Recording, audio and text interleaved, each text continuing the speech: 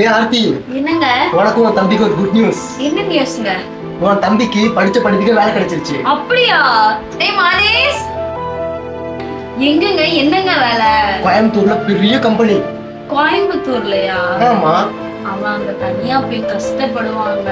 அக்கா இது நல்ல ஒரு சான்ஸ்க்கா. இதை விட்ட வேற எந்த கம்பெனில வேலை கிடைக்காதுக்கா. அதுக்குன்னு என்னை விட்டு நீ தூரமா போறேன்னு சொல்றியாடா?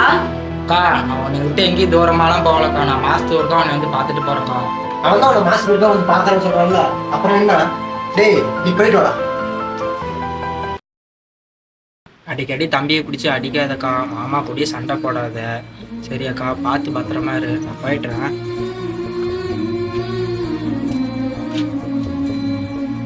ஏண்டா உங்க ரெண்டு பேத்துக்கு அப்பா அம்மா இல்லையேன்னு சொல்லி உங்க அக்காவுக்கு பாவப்பட்டு நான் வாழ்க்கையை கொடுத்தா நீனுமே உங்க அக்கா கூடயே தொத்திட்டு வந்துட்டேன். நான் கடனை உடனே வாங்கி கஷ்டப்பட்டு கல்யாணம் பண்ணி சந்தோஷமா இருக்கலாம்னு நினைச்சா நீனுமும் என் வாழ்க்கையில நந்தி மாதிரி நடுவில் உட்காந்துட்டு இருக்க. என் ஃப்ரெண்டு கிட்ட சொல்லி உனக்கு கோயம்புத்தூர்ல தங்கல் வேலை வாங்கி கொடுத்துருக்க. நீ மாசத்துக்கு ஒருக்கா தான் இங்க வரணும். அதே மாரி வேலை பிடிக்கலன்னு சொல்லி நீ இங்க வந்தீன்னு வச்சுக்கோ, அக்கா டைவர்ஸ் பண்ணி உங்க ரெண்டு பேத்தையும் நடுத்தெருவில் நிறுத்திடுவேன்.